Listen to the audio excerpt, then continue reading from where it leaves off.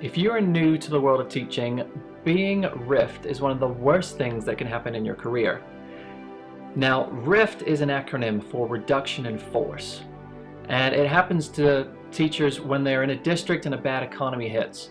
So no matter if you've earned tenure or your seniority, districts will start letting teachers go so that they can balance their budget.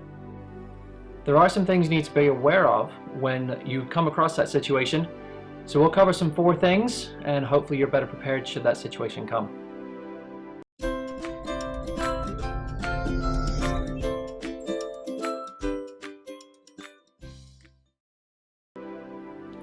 Hi, my name is Dave Grant. I am a certified financial planner and the founder of Finance for Teachers.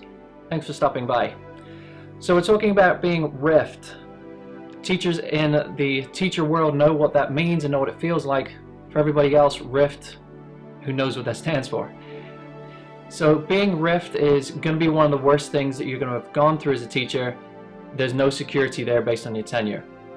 One thing you need to understand when you go through that is there a possibility that you could be rehired by your district? Now there comes a time when riffing is going on that yes, your district will move up the list and they will say, okay, we need to cut you, and you to make this balance in the budget.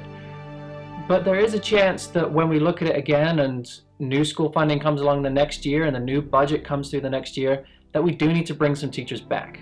So understand if that's going to happen. Talk to your administration to see if your situation is really the final step or if there's going to be some reconsideration.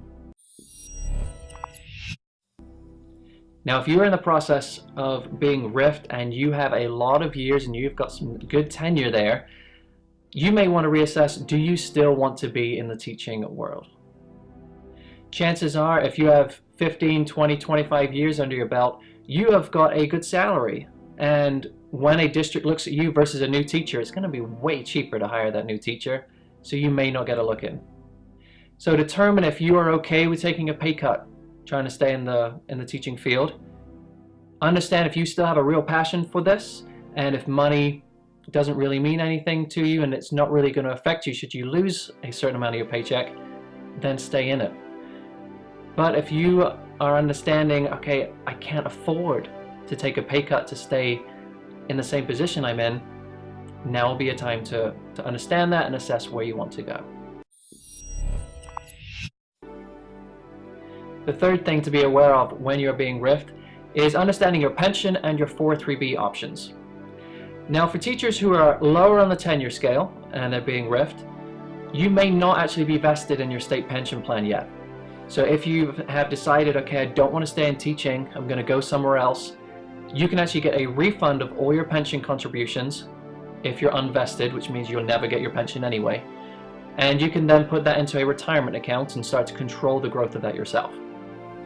The same goes for your 403B. If you are no longer staying in your district and you're moving to another one, you can either move 403B vendors, or you can take your 403B and just take it into an IRA and again control that yourself. That's the preferred option. I love when teachers, as soon as they change jobs, move the 403B into an individual retirement account, an IRA, and start to control that yourself. It's cheaper, there's more investment options, and you get the control of it. Now, the final thing to understand as you're going through being RIFfed, you have to have a good handle on your financial situation. If you know exactly where you are, excellent. If you don't, now's the time to get a good handle on it and understand how much runway do you have before you run out of money. How long can you search for a job before things start to unravel at home?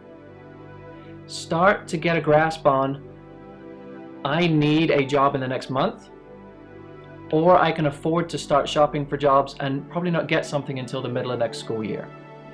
Understand that, and depending on what kind of findings you come up with, that will determine what your career path is going to be.